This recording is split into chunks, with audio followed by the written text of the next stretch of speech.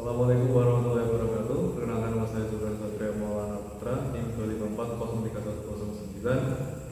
Di sini saya akan melaksanakan tugas yang diberikan oleh Bapak Nur Anwar sebagai dosen pengampu mata kuliah pengantar manajemen MTS kelas C semester 1. Di sini saya akan memberikan materi yaitu berupa berjudul adalah motivasi kerja.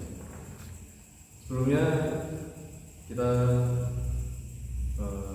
sedikit mengenal ya, apa itu motivasi kerja. Motivasi kerja itu adalah suatu dorongan atau tenaga yang timbul dari dalam diri maupun luar diri seseorang untuk melakukan pekerjaan dan tugas yang diberikan dengan sungguh-sungguh demi mencapai tujuan organisasi. Jadi intinya motivasi kerja itu adalah suatu bentuk yang timbul dari kita untuk hasrat dalam diri untuk mencapai sebuah tujuan. Kita bermotivasi untuk apa kita kerja atau untuk apa kita melakukan itu, demi siapa, dan itu bagaimana.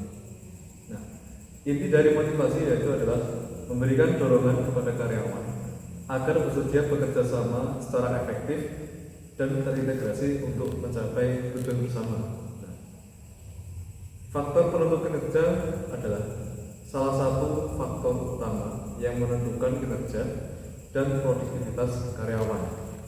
Jadi motivasi kerja itu adalah inti atau bisa dikatakan adalah fondasi utama dalam melakukan pekerjaan. Suatu orang karyawan itu pasti memiliki motivasi tersendiri. Dalam dia bekerja, dia pasti punya angan-angan bahwa aku bekerja untuk siapa, aku bekerja demi apa, aku bekerja untuk siapa lagi. Tujuannya untuk apa, maka dibutuhkan yang namanya motivasi kerja. Jenis motivasi kerja itu ada intrinsik dan juga ekstrinsik. Untuk intrinsik adalah berasal dari dalam diri individu. Contohnya adalah seperti dia merasa puas akan hal baru, atau dia merasa puas akan hal pencapaian yang sudah dia dapatkan. Untuk ekstrinsik itu adalah dorongan yang berasal dari luar. Contohnya misalkan dia diiming-imingi sebuah gaji, dengan bonus ataupun pujian dari bos. Itu adalah faktor ekstrinsik atau jenis motivasi ekstrinsik. Kalau tadi intrinsik adalah berasal dari dalam diri, yaitu adalah rasa kepuasan kerja, rasa ingin tahu, dan rasa senang dalam melakukan pekerjaannya, yaitu enjoy. Kalau ekstrinsik itu adalah berasal dari luar, contohnya seperti digaji oleh bos, dikasih pujian, dikasih bonus, pengakuan, dan lain-lain. Nah, proses motivasi adalah, kita lanjut di poin B, yaitu adalah proses psikologis yang berjalan secara siklus, di mana kebutuhan yang tidak terpenuhi mendorong tindakan. Yang pertama adalah needs. Ini dimulai dari adanya kebutuhan atau kekurangan yang dirasakan. Yang itu ada dorongan, drive, kebutuhan yang belum terpenuhi menciptakan ketegangan sehingga timbul dorongan untuk mencari cara memenuhinya. Yang ketiga ada tindakan atau action. Individu melakukan serangkaian tindakan atau perilaku untuk mengurangi ketegangan tersebut. Yang keempat ada imbalan atau pencapaian, goal atau reward. Tindakan menghasilkan pencapaian tujuan, misalnya mendapat promosi. Yang kelima ada rasa kepuasan atau satisfaction, kebutuhan terpenuhi yang pada gilirannya akan menimbulkan kebutuhan baru, mengulang siklus motivasi. Itu adalah proses-proses daripada motivasi kerja, berasal dari kebutuhan, dorongan, tindakan, imbalan, dan juga kepuasan. Yang selanjutnya adalah teori motivasi.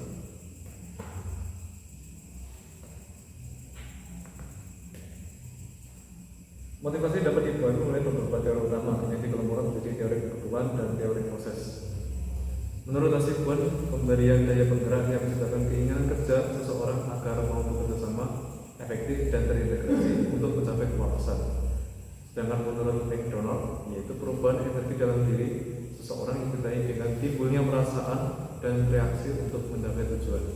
Jadi intinya adalah motivasi adalah dorongan dari dalam atau luar diri yang menggerakkan seseorang untuk bekerja demi memenuhi kebutuhannya.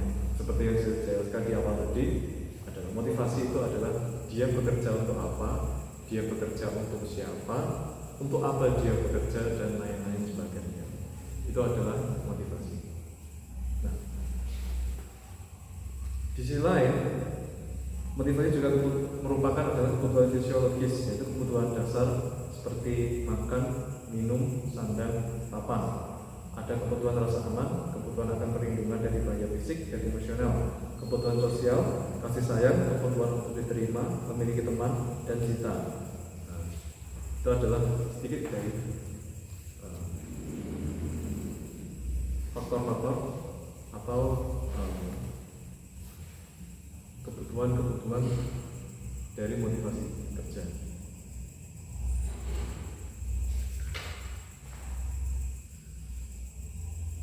Nah, teori motivasi dua faktor atau disebut Frederick Herzberg membagi faktor yang memulai proses kerja menjadi dua kategori, yaitu faktor higienis faktor, faktor-faktor yang jika tidak dapat menyebabkan kepuasan, tetapi keberadaannya tidak selalu menimbulkan kepuasan. Ini terkait dengan konteks pekerjaan.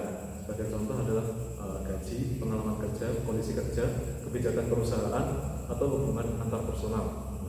Itu adalah faktor higienis. Kalau misalkan gajinya nggak cocok, nah itu juga bisa kondisi kerja yang tidak memuaskan, atau bukan job desk-nya tapi dia lakukan desk itu, job itu, dan juga kebijakan perusahaan yang mungkin membuat rumit atau membuat semakin gak enak dalam bekerja, terlalu ketat dan lain sebagainya.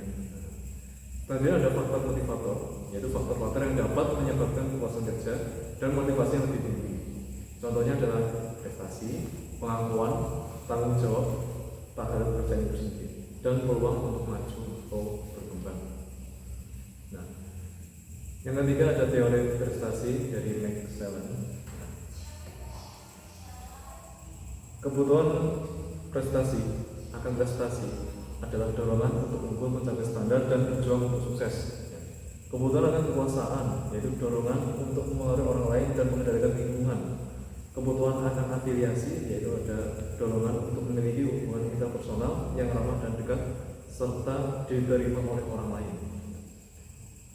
Yang selanjutnya adalah metode peningkatan motivasi kerja. Pimpinan atau manajer dapat menggunakan dua metode utama untuk meningkatkan motivasi karyawan. Yang pertama ada motivasi langsung atau direct motivation, motivasi yang diberikan secara langsung atau tatap muka. Contohnya adalah ujian langsung atau mungkin teguran yang membangun pada diri karyawan, pemberian bonus atau tunjangan kerja. Itu adalah salah satu metode motivasi langsung. Yang kedua ada motivasi tidak langsung, yaitu indirect. Motivasi yang diberikan melalui fasilitas, kebijakan, atau kondisi lingkungan kerja. Contohnya adalah menciptakan lingkungan kerja yang nyaman dan kondusif, menyediakan asuransi kesehatan, atau memberikan program pelatihan. Nah, itu termasuk motivasi yang tidak langsung. Kalau motivasi langsung tadi adalah langsung dari tatap menatap atau langsung ketemu orangnya. Kalau tidak langsung adalah secara pasif, tidak secara aktif. Yang selanjutnya ada tujuan pemberian motivasi. Pasti ada sesuatu di balik motivasi. Tujuan motivasi itu apa? Dalam memberikan motivasi itu pasti ada tujuannya. Entah itu dari bos, manajer, atasan, atau mungkin dari diri sendiri. Yang pertama adalah meningkatkan semangat dan kepuasan kerja. Karyawan merasa dihargai dan memiliki tujuan. Yang kedua adalah meningkatkan produktivitas dan efisiensi. Karyawan bekerja lebih giat dan bertanggung jawab. Yang ketiga, mempertahankan karyawan terbaik, mengurangi tingkat turnover atau pergantian karyawan. Yang keempat ada menciptakan disiplin kerja, yaitu karyawan mematuhi peraturan dan memanfaatkan waktu kerja dengan baik. Yang kelima, meningkatkan kerjasama, mendorong terciptanya tim yang harmonis dan mengurangi konflik. Yang keenam adalah memperbaiki hubungan industri, menciptakan suasana harmonis antara pimpinan dan bawahan. Nah, itu adalah jadi tujuan pemberian motivasi. Nah, inti dari semua itu adalah motivasi kerja itu adalah sesuatu yang penting bagi karyawan, ada sesuatu yang penting juga untuk manajer, untuk bos. Jadi semuanya itu penting. Bos memberikan motivasi pada karyawan atau manajer memberikan motivasi pada karyawan pasti ada tujuannya dengan beberapa cara, diembel-embeli dari mulai gaji, bonus, sanjungan atau tunjangan, itu sebagai bentuk pengapresiasian daripada atasan untuk bawahan. Sedangkan kalau untuk motivasi kerja dan untuk diri sendiri, itu adalah kepuasan diri sendiri akan hal melakukan pekerjaan itu. Jadi intinya dia itu memang benar-benar memiliki semangat yang membara, memiliki semangat yang over. Jadi dia lebih bekerja itu lebih giat lagi, sehingga apa yang dia inginkan bisa tercapai, apa yang dia harapkan itu bisa terkabulkan. Jadi intinya semua itu adalah motivasi kerja dan dorongan yang tumbuh dalam diri seseorang, baik dari dalam maupun luar, untuk melakukan pekerjaan dengan semangat tinggi, menggunakan semua kemampuan dan keterampilan yang dimilikinya. Kekurangan motivasi karyawan adalah mendorong timbulnya perbuatan, menggerakkan perbuatan pada pencapaian tujuan, dan berfungsi sebagai penggerak. Besar kecilnya motivasi akan menentukan cepat atau lambatnya suatu pekerjaan. Itu sedikit yang bisa saya sampaikan. Sekian dari saya. Apabila ada kekurangannya, saya mohon maaf. Saya undur diri. Wassalamualaikum warahmatullahi wabarakatuh.